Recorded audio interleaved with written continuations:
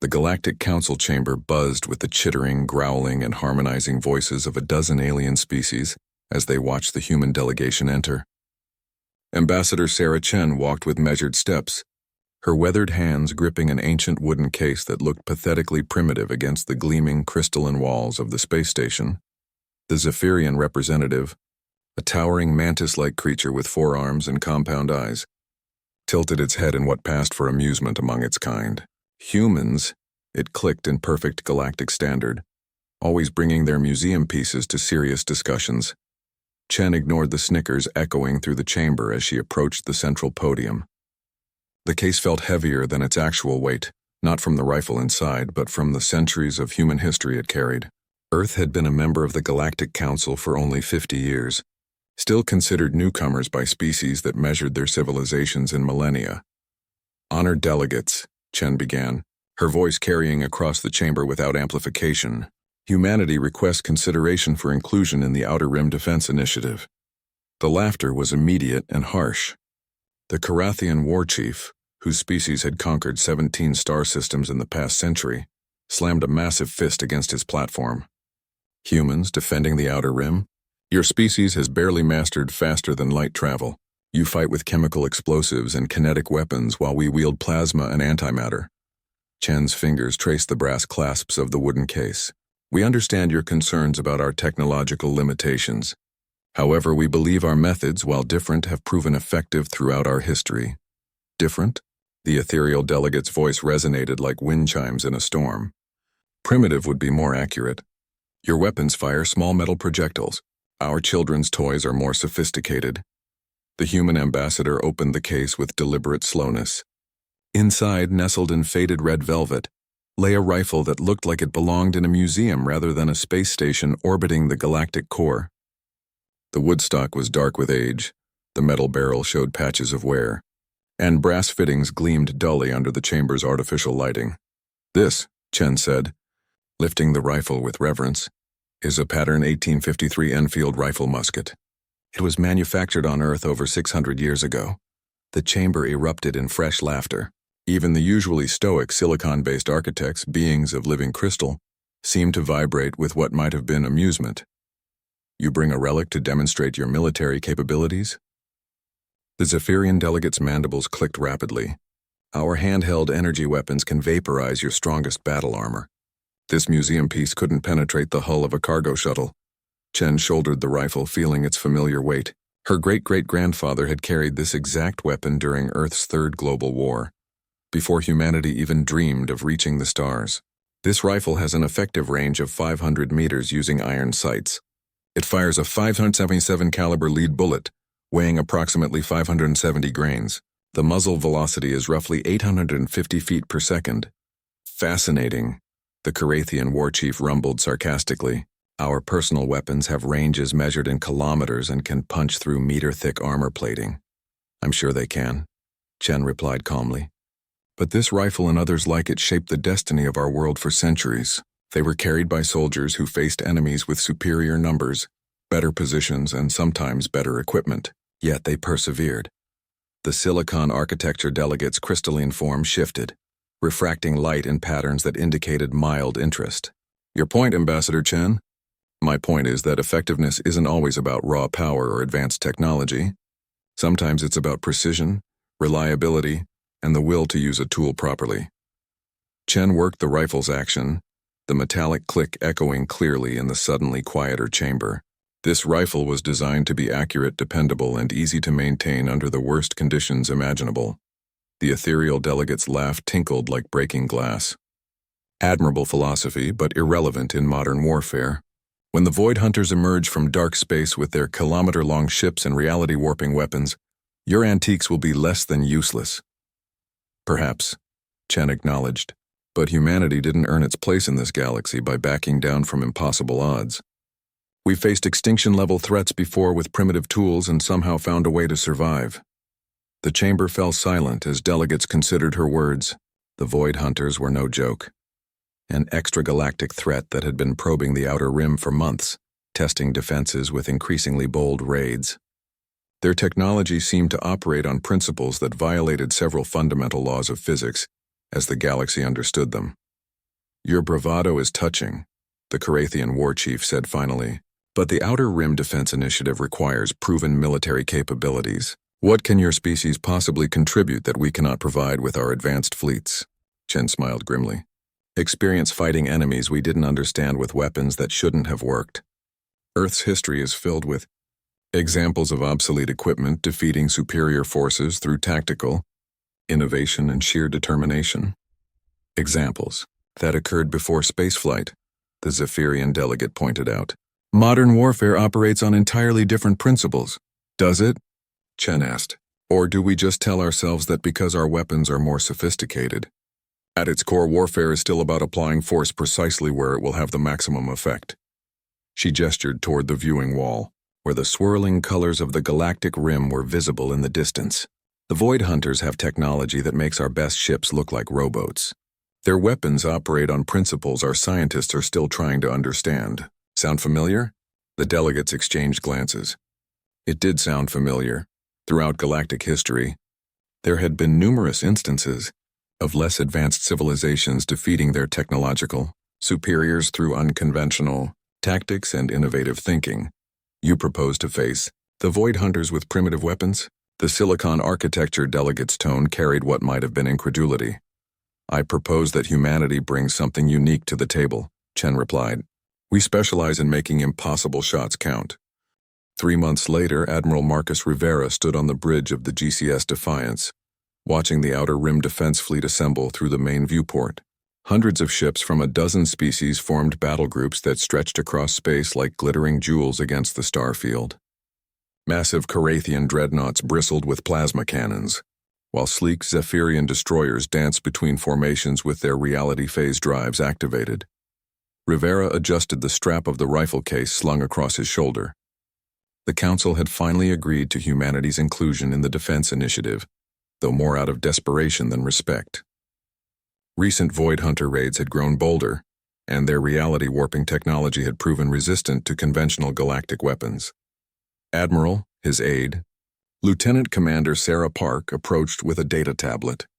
The fleet commanders are requesting clarification on human tactical doctrine. They want to know how you plan to deploy our forces. Rivera smiled grimly. The human contribution to the defense fleet was modest by galactic standards. 12 destroyers and 2 heavy cruisers, all equipped with what other species considered primitive kinetic weapons. No plasma cannons, no antimatter torpedoes, no reality manipulators. Just refined versions of humanity's oldest military technology. Guns that threw chunks of metal very, very fast. Tell them we'll take point when the shooting starts, Rivera said. Park raised an eyebrow. Sir, the Carathians have already claimed the vanguard position. Their dreadnoughts are 3 times the size of our heaviest ships. Size isn't everything, Commander. Sometimes you need a scalpel instead of a hammer. The tactical display showed the approaching Void Hunter fleet as a cluster of geometric impossibilities. Their ships didn't follow conventional physics, triangular vessels that somehow contained more internal space than their external dimensions should allow, spheres that phased in and out of normal spacetime, and one massive construct that looked like a folded piece of reality itself. Energy readings are off the charts, reported the sensor officer. Their main weapon systems are unlike anything in our databases. Rivera opened his rifle case and withdrew the same pattern 1853 Enfield that Ambassador Chen had displayed to the Council. The weapon had become something of a symbol among the human fleet, a reminder of their ancestors who had faced impossible odds with determination and precision. Sir, Park said quietly, with all respect, that's a 600-year-old rifle. Our ship-mounted railguns have 1,000,000 times the muzzle energy. True, Rivera agreed, checking the rifle's mechanism with practiced movements. But this rifle taught our species something important about warfare. It's not always about hitting the hardest. Sometimes it's about hitting exactly where it counts. The Void Hunter fleet decelerated as it approached the galactic defense line.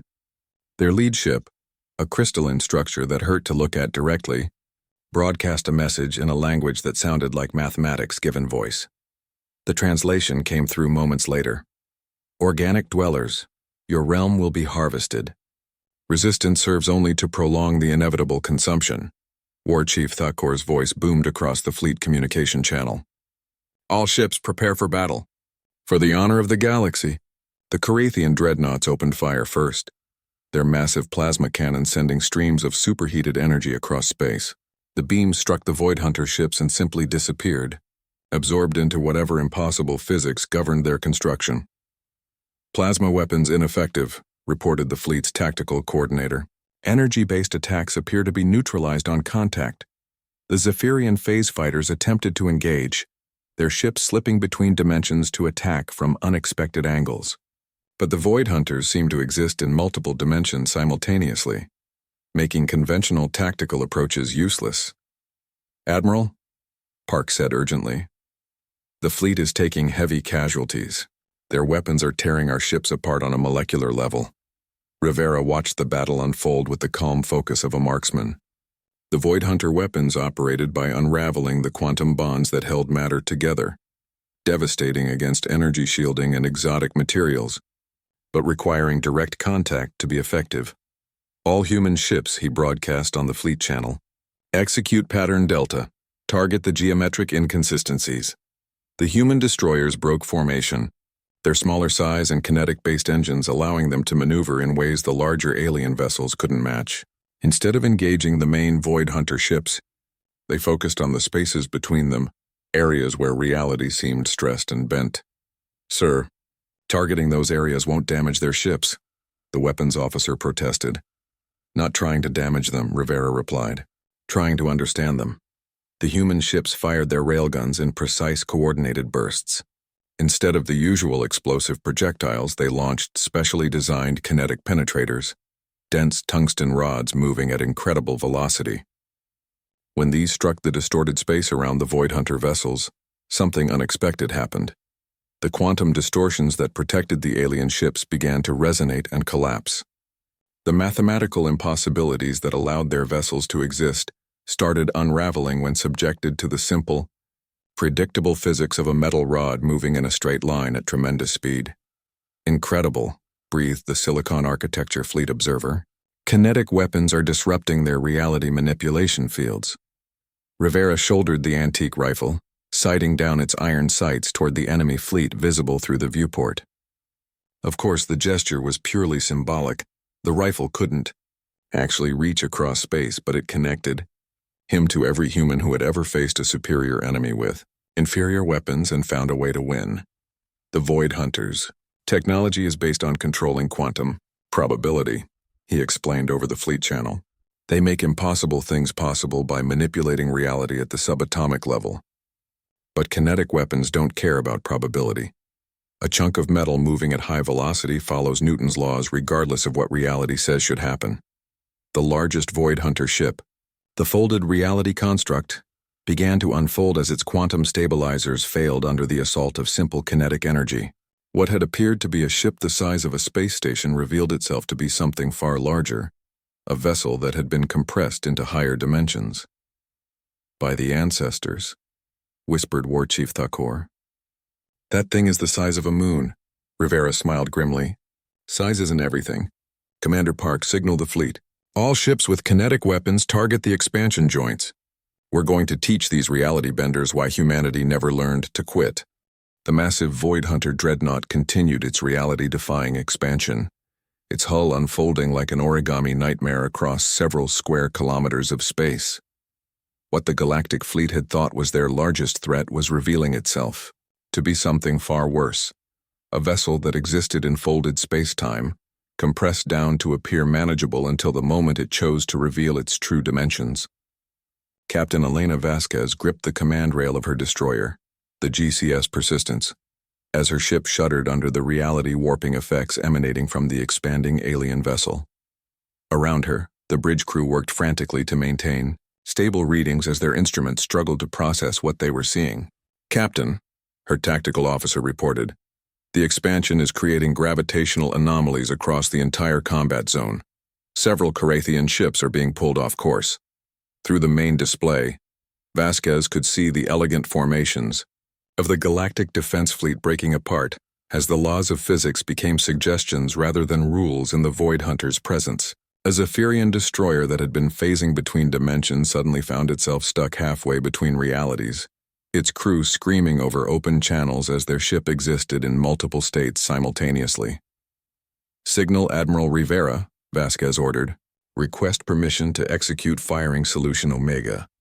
Her weapons officer, Lieutenant Torres, looked up from his console with confusion. "Ma'am, Omega is listed as a theoretical exercise. We've never actually tested it in combat."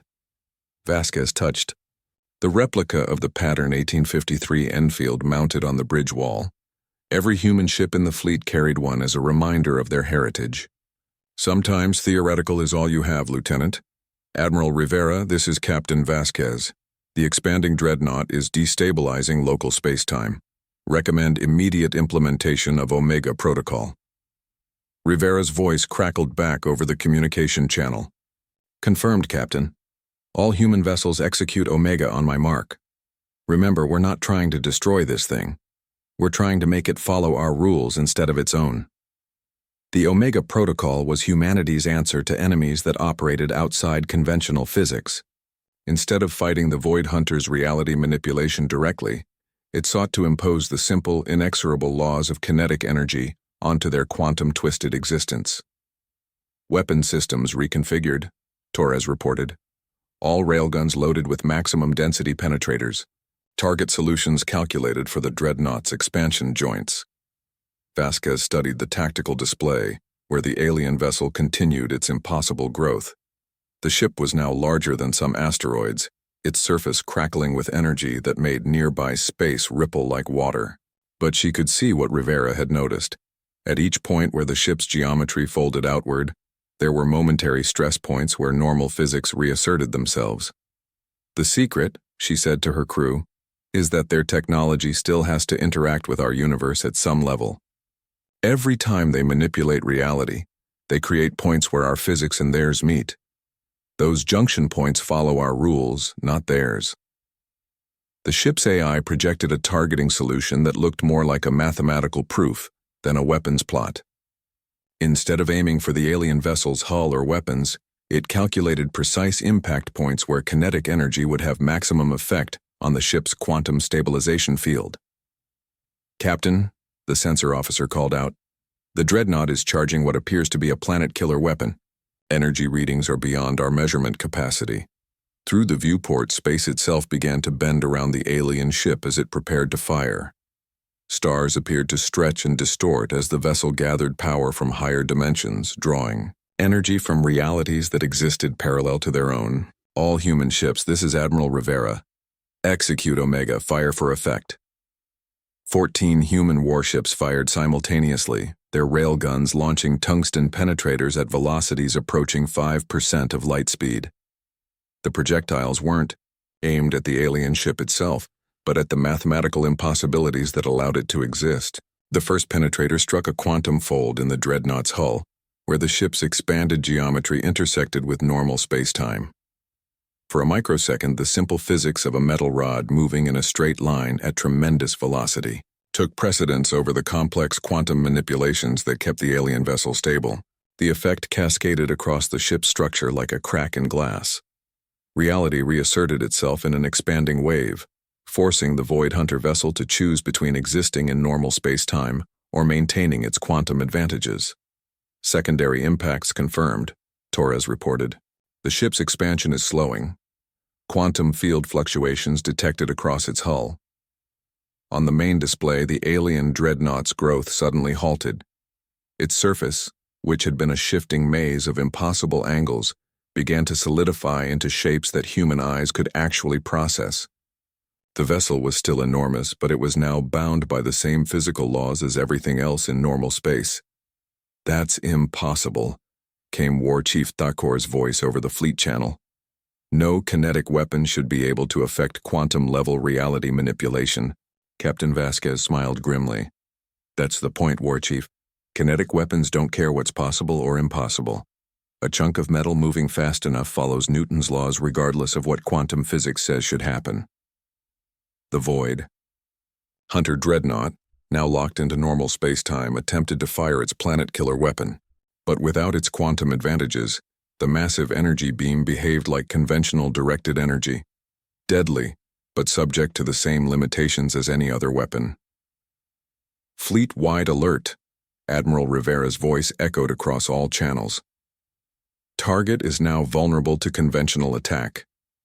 All ships, engage with standard protocols.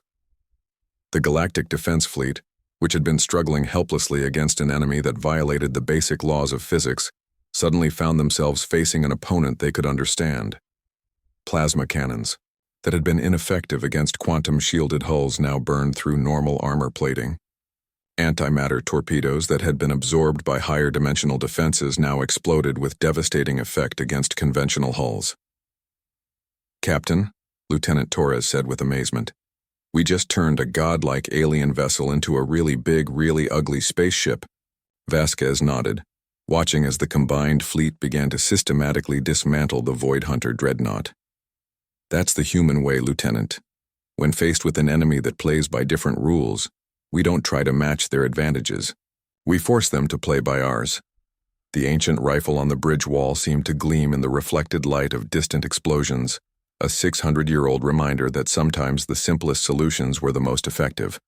Commander James Harrison crouched behind the twisted remains of what had once been a Zephyrian cruiser. His modified kinetic rifle pressed against his shoulder as he peered through the scope at the Void Hunter boarding party advancing through the wreckage of the Dreadnought.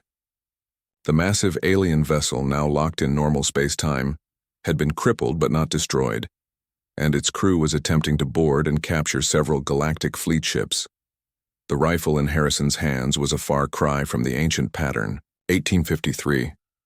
Enfield that had become humanity's symbol, but it operated on the same fundamental principle: accelerate a piece of metal to high velocity and let physics do the rest. This particular weapon fired crystalline ammunition at nearly 10% light speed, each projectile carrying enough kinetic energy to punch through personal shields that could deflect plasma fire.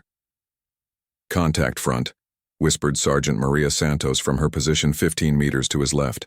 "I count 12 hostiles advancing in formation." Harrison adjusted his scope, watching the Void Hunters move through the debris field with fluid, unnatural grace. Up close, they were even more disturbing than long-range sensors had suggested.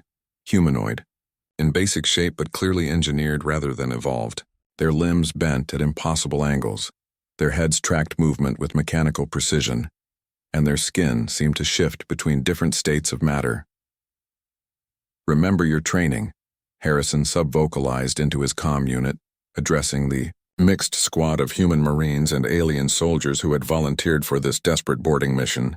"These things can manipulate reality on a small scale, but they still need to interact with our universe to affect it. That means they're vulnerable to good old-fashioned kinetic energy." The Carathian warrior beside him, a massive creature whose name roughly translated to Bone Crusher, hefted his own modified kinetic weapon with obvious skepticism. "Human Harrison," he rumbled quietly. "My people have fought for centuries with energy weapons. This feels like regression." "Sometimes regression is evolution," Harrison replied, tracking one of the Void Hunters through his scope. "Your plasma cannon might be more sophisticated than my rifle, but sophistication can be a weakness when you're facing an enemy that feeds on complexity." The lead Void Hunter raised one impossibly articulated arm, and reality rippled around it like heat waves. Suddenly, the debris field began to rearrange itself, twisted metal flowing like liquid to create cover for the advancing aliens, while simultaneously blocking the defenders' sight lines. "They're terraforming the battlefield," Santos reported. "Recommend immediate engagement before they complete their reality restructuring." Harrison centered his crosshairs on the lead alien's center mass, compensating for the way space seemed to bend around its form. "All units engage. Remember, aim for center mass and trust your ballistics. Their reality manipulation can't redirect something that's already in motion." The first shot from Harrison's rifle was almost anticlimactic. No dramatic energy beam, no explosive impact. Just a barely visible streak of light followed by the spectacular decompression of the Void Hunter's environmental suit as the crystalline projectile punched through its quantum-enhanced armor like tissue paper. The alien's death was equally unspectacular. It simply stopped moving and began to dissolve into its component quantum states, its reality manipulation field collapsing without the consciousness required to maintain it. "Target down," Harrison reported, already shifting his aim to the next alien in the formation. All units confirm effect. Kinetic penetration is effective against personal shielding. The mixed squad opened fire with their various kinetic weapons, creating a devastating crossfire that the Void Hunter's reality manipulation couldn't counter. Each projectile followed simple, predictable ballistic laws that existed independent of quantum probability, making them essentially impossible to redirect or neutralize. Bone Crusher's modified cannon sent a tungsten slug the size of a fist through two Void Hunters simultaneously, the projectile's momentum carrying it through their quantum-enhanced bodies without slowing. By the war songs of my ancestors, the Carathian warrior rumbled with satisfaction. This weapon speaks a language older than technology. But the Void Hunters were adapting quickly. The surviving aliens began to phase in and out of normal space-time, making targeting extremely difficult. One moment they would be solid and vulnerable. The next they would exist only as quantum probability clouds that kinetic weapons couldn't affect. "They're learning," Santos warned, her shots passing harmlessly through an alien that had shifted into a state of quantum superposition. "We need a new approach." Harrison studied the battlefield, his tactical mind processing the problem like a complex ballistics calculation. The Void Hunters could phase out of normal space, but they had to phase back in to affect anything in their universe. The key was predicting where and when they would materialize. "Watch their quantum shadows," he ordered. "They might be able to phase out of our reality, but they still cast probability echoes in normal spacetime. Lead your targets based on their quantum footprint, not their visible position." It was an impossible shot by conventional standards, firing at the ghost of a target that might or might not exist at any given moment. But Harrison had grown up hunting with his grandfather, learning to track deer through dense forest by reading signs that most people couldn't even see. This was just tracking on a quantum level. He fired at what appeared to be empty space, trusting in calculations that existed at the intersection of physics and intuition. The crystalline projectile struck just as a Void Hunter phased back into normal reality, the alien materializing directly into the path of the moving bullet. "Confirmed hit on phase target," Harrison reported. "They have to exist in our spacetime to interact with our universe. We just need to be there when they arrive." The ethereal squad member, a being of living energy that had never used a kinetic weapon before today, began to understand the elegance of human tactical thinking. "Your species approaches warfare like a mathematical proof," it observed, its harmonic voice carrying a note of admiration. "Elegant in its simplicity. We learned a long time ago that complexity can be defeated by simplicity if you apply it in the right place," Harrison replied, working the bolt on his rifle with practiced efficiency. "These aliens can manipulate quantum reality, but they can't change the fact that two objects can't occupy the same space at the same time." The remaining Void Hunters attempted a coordinated reality warping attack, joining their individual fields, to create a localized zone where the laws of physics operated according to their will rather than universal constants. But Harrison had one more trick to play. "All units, switch to dispersal rounds. Widespread pattern. Don't aim for specific targets, aim for the probability space they're occupying." The squad's kinetic weapons fired hundreds of tiny projectiles, in a broad pattern, creating a cloud of fast-moving metal that filled the space where the Void Hunters might exist. No matter how they manipulated reality, the aliens still needed to occupy some form of space, and space filled with kinetic projectiles was inherently hostile to their existence. The result was devastatingly effective. Unable to phase safely through the cloud of projectiles, the surviving Void Hunters were forced to maintain solid form, making them vulnerable to concentrated fire from the squad's heavier weapons. As the last alien dissolved into quantum foam, Harrison lowered his rifle and surveyed the battlefield.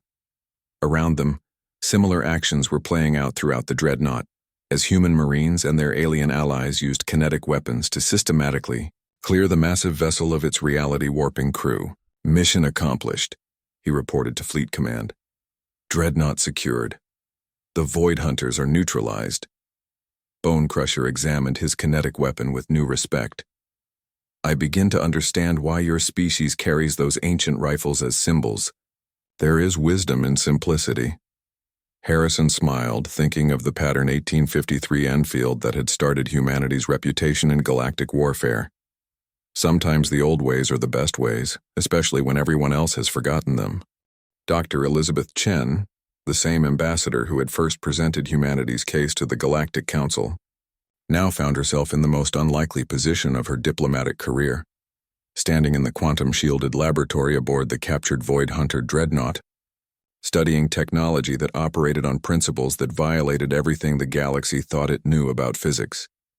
The massive alien vessel hung in space like a dark monument to impossible engineering, its hull still crackling with residual energy from the reality manipulation systems that had once made it invulnerable to conventional weapons.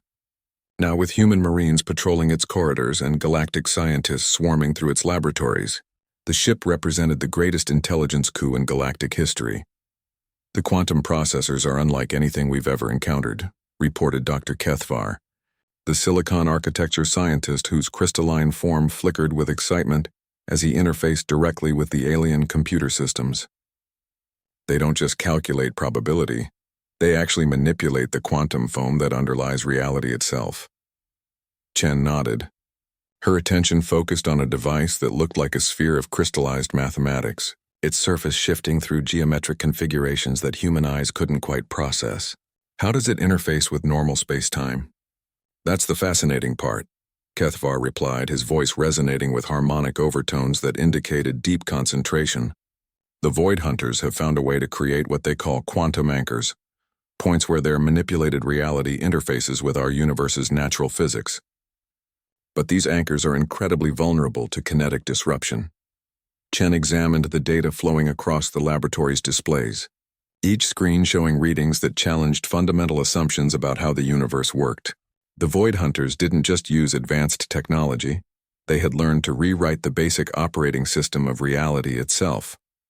"So when our kinetic weapons struck those quantum fold points," she mused, "we weren't just damaging their ship. We were forcing their manipulated reality to collapse back into normal physics." "Exactly." The voice belonged to Admiral Rivera, who had just entered the laboratory with Commander Harrison at his side. Both men carried the modified kinetic rifles that had proven so effective against Void Hunter technology. The weapons looking strangely primitive against the backdrop of reality-warping alien science. "Admiral," Chen acknowledged, "I assume the security sweeps are complete?" "As complete as they can be when dealing with a ship that exists in multiple dimensions simultaneously," Rivera replied grimly. "We've secured the areas that exist in normal space-time. But there are sections of this vessel that we can't even access without quantum manipulation technology of our own." Harrison studied the alien device Chen had been examining, his soldier's eye picking out details that the scientists might miss. "This thing gives me the creeps. It's like looking at a weapon that can kill the laws of physics themselves." "In a sense, that's exactly what it is," Kethvar explained. "The Void Hunters' entire military doctrine is based on making reality conform to their will, rather than working within natural limitations. They can make impossible things possible simply by believing in them strongly enough and having the quantum processing power to enforce that belief on the universe." Chen felt a chill that had nothing to do with the laboratories. "Climate control. If they can manipulate reality itself, how did we manage to defeat them? Our kinetic weapons should have been useless against enemies who could simply decide that metal projectiles don't exist." "Because," Rivera said, lifting his rifle and sighting down its barrel at the alien device, "they made one crucial mistake. They assumed that superior technology always beats inferior technology, but sometimes the most primitive solution is the most effective one." He squeezed the trigger, and the crystalline projectile struck the quantum manipulation device at a velocity that made it essentially impossible to track or intercept. The alien artifact, which had been reshaping reality at the quantum level, suddenly found itself subject to the simple, inescapable law that stated two objects couldn't occupy the same space at the same time. The device shattered like glass, its quantum field collapsing in a cascade of released energy that made nearby space ripple like water. Emergency containment fields activated automatically, preventing the reality disruption from spreading beyond the laboratory. "The thing about kinetic weapons," Rivera explained as he lowered his rifle, is that they don't care about quantum manipulation or reality engineering. A chunk of metal moving at high velocity is going to go where physics says it's going to go, regardless of what anyone thinks should happen. Dr. Kethvar's crystalline form flickered with what might have been amusement. You just destroyed a device that could manipulate the fundamental structure of spacetime with a primitive projectile weapon. Not primitive, Chen corrected. Elegant. There's a difference. She moved to another section of the laboratory, where captured Void Hunter weapons were displayed in containment fields. Each weapon looked like a piece of crystallized impossibility, their surfaces shifting through configurations that suggested they existed in more dimensions than human perception could process. The Void Hunters' greatest strength was also their greatest weakness, she continued. They became so focused on manipulating reality that they forgot about the underlying principles that make reality work in the first place. When you build your entire civilization on quantum manipulation, you become vulnerable to anything that operates independent of quantum effects. Harrison nodded, understanding the tactical implications. It's like bringing a computer to a knife fight. The computer might be more sophisticated, but the knife doesn't need an operating system to work. But now we have access to their technology, Admiral Rivera pointed out. The question is, what do we do with it? The question hung in the air like a challenge. The captured Void Hunter vessel contained enough reality manipulation technology to revolutionize galactic civilization, but it also represented a fundamental danger to the stability of local spacetime. The Council will want to study it, Chen said finally. Every species in the galaxy will want access to technology that can rewrite the laws of physics. And in 50 years, we'll have created weapons that make the Void Hunters look like children playing with toys, Rivera replied grimly. Then what happens when we encounter something even more advanced? Dr. Keth. 6 hours later, the space around the Outer Rim Defense Station looked nothing like the organized fleet formation that had faced the first Void Hunter incursion. Instead of neat battle lines, hundreds of ships from dozens of species had arranged themselves in what appeared to be a chaotic cloud of vessels, each craft positioned according to calculations so complex that only the combined processing power of every AI in the fleet could manage the coordination. Admiral Rivera stood on the bridge of the GCS Defiance, watching the approaching Void Hunter armada through tactical displays that hurt to look at directly. The enemy fleet was a nightmare of impossible geometry, their ships existing in configurations that violated basic principles of spacetime. Reality bent and twisted around them like fabric being pulled by invisible hands. Fleet status report, Rivera ordered, his voice calm despite the magnitude of what they were about to attempt. All ships report ready for Protocol Enfield, Commander Park replied, her fingers dancing across control surfaces that would have been incomprehensible to military leaders from Earth's past. Ammunition fabrication is complete. Each kinetic weapon in the fleet is loaded with quantum-anchored projectiles. The quantum-anchored rounds were humanity's latest innovation, inspired by studying the captured Void Hunter technology. Instead of simply firing dense metal projectiles, each round now carried a small quantum field generator that would force any target to exist in normal spacetime for a brief but crucial moment. Theoretical question, Admiral, said Dr. Kethvar, who had joined them on the bridge as the fleet's quantum systems advisor. If this strategy fails, do we have any contingency plans? Rivera touched the pattern 1853 Enfield, mounted beside his command chair, its wooden stock worn smooth by centuries of human hands. Dr. Kethvar, my ancestors faced cavalry charges with single-shot rifles that took 30 seconds to reload. They didn't have contingency plans. They had determination and the absolute certainty that one shot, placed precisely where it needed to go, could change the course of history. The Void Hunter fleet had arranged itself in a formation that seemed to exist in multiple dimensions simultaneously. Their reality manipulation fields overlapped and reinforced each other, creating zones where the normal laws of physics were more suggestions than requirements. Enemy fleet in range, reported the tactical officer. They're beginning to charge their reality-warping weapons. Energy readings suggest they're preparing to alter local spacetime on a massive scale. Through the main viewport, space itself began to change color as the Void Hunters prepared their assault. Stars shifted position as gravity became optional, and several asteroids in the nearby belt simply ceased to exist as the aliens decided they were inconvenient. All fleet units, Rivera broadcast on the command channel. Remember your history lessons. Every human ship in this fleet carries the spirit of every soldier, who ever faced impossible odds with primitive weapons, and somehow found a way to win. Today we honor that tradition. War Chief Thakor's voice rumbled across the communication channel. Human Rivera, your species continues to confuse bravery with insanity. How can kinetic weapons possibly affect 300 reality manipulator ships? The same way one rifle shot can stop a charging elephant, Rivera replied. Placement, timing, and absolute commitment to the shot. The key to Protocol Enfield wasn't just about using kinetic weapons against reality-manipulating enemies. It was about understanding that every complex system, no matter how advanced, had critical points where simple solutions could cause catastrophic failures. All ships, Cummins Pattern Alpha, Rivera ordered, target the quantum intersection nodes. The mixed galactic fleet opened fire simultaneously, but not at the Void Hunter ships themselves. Instead, their kinetic weapons targeted the spaces between the enemy vessels, the points where their overlapping reality manipulation fields created quantum stress fractures in normal space-time. Thousands of quantum-anchored projectiles crossed space at velocities approaching light speed, each one aimed at a point where the Void Hunter's technology was actively violating the natural order of the universe. When the projectiles struck these quantum weak points, something unprecedented happened. The reality manipulation fields that protected the Void Hunter fleet began to collapse in a cascade effect. As each quantum anchor point was destroyed by kinetic impact, the strain was transferred to neighboring systems, which were then overwhelmed and destroyed in turn.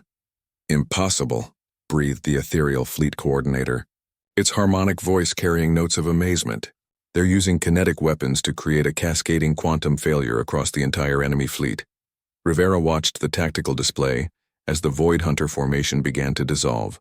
Ships that had been existing in multiple dimensions simultaneously were suddenly forced into normal space-time as their reality manipulation systems failed. Vessels that had been phasing in and out of existence found themselves locked into a single quantum state. Secondary barrage all ships, Rivera ordered. Standard kinetic rounds target now vulnerable enemy vessels. The second wave of fire was devastating. Void Hunter ships that had been invulnerable to conventional weapons suddenly found themselves subject to the same physical laws as everyone else. Plasma cannons that had been useless against quantum-shielded hulls now burned through normal armor plating. Antimatter torpedoes that had been absorbed by higher-dimensional defenses now exploded with shattering effect. But the largest Void Hunter vessel, a construct that seemed to be built from crystallized mathematics itself, was adapting to the attack. Instead of trying to maintain its reality manipulation field, it began to shed its quantum enhancement systems, sacrificing its supernatural abilities in favor of massive conventional firepower. Admiral, Commander Park reported urgently, the enemy flagship is reconfiguring itself. It's dropping its reality warping capabilities and converting to what appears to be a conventional dreadnought. Through the viewport, the impossible vessel was reshaping itself into something that human minds could actually comprehend. A massive warship armed with energy weapons that operated according to known physics. It was still enormously dangerous, but it was no longer a godlike entity that could rewrite the laws of nature. Perfect, Rivera said with grim satisfaction. Now it's just a really big ship with really big guns, and humanity has been dealing with those for centuries. He lifted the antique rifle from its mount, working its action with the smooth precision of long practice. The gesture was purely ceremonial. The rifle couldn't actually reach across space to target the enemy flagship, but it connected him to every human who had ever faced superior firepower with inferior weapons and won through skill, determination, and precise shot placement. All ship, he broadcast, implement Enfield Protocol final phase. We're going to show these reality benders why humanity never learned to quit.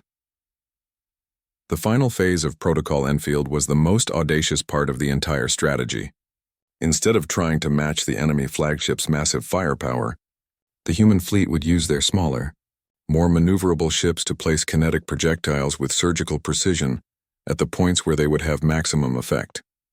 It was David facing Goliath, armed with nothing but a sling and the absolute certainty that one stone, placed exactly where it needed to go, could fell any giant.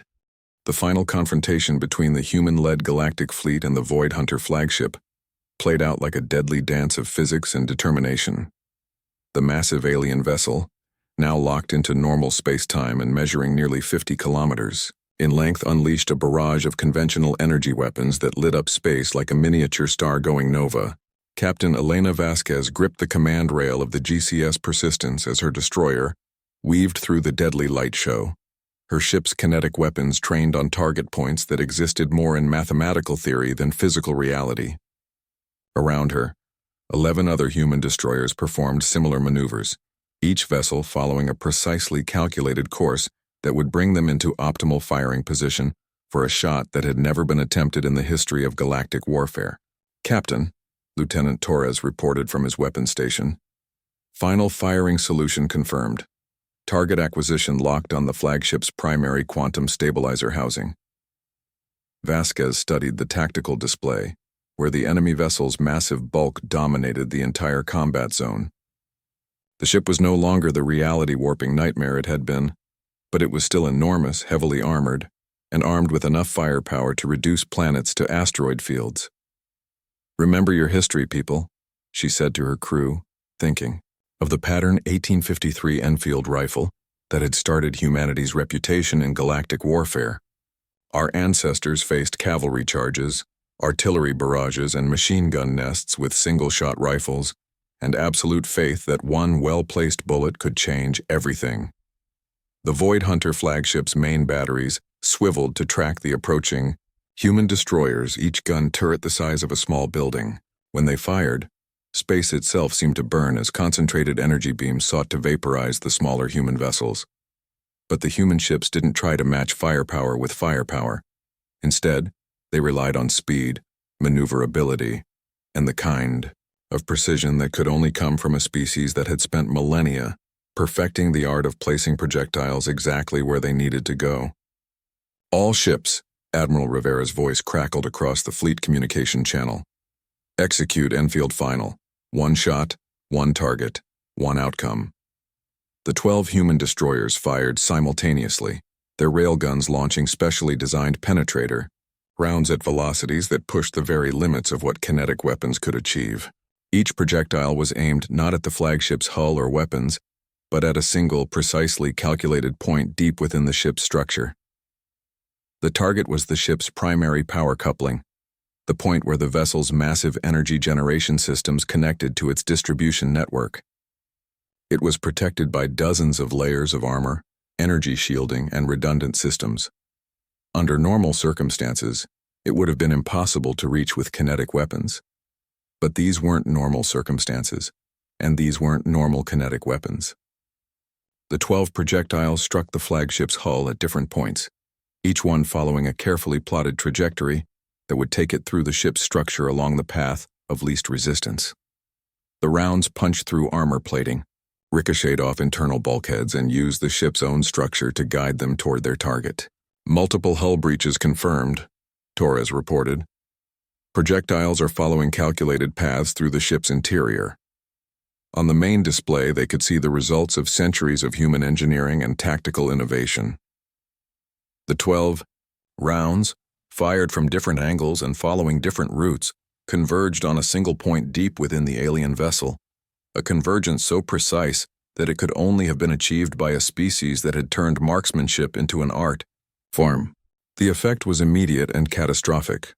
The flagship's primary power coupling, designed to handle the energy output of a small star, suddenly found itself attempting to function with 12 high-velocity projectiles embedded in its quantum matrix.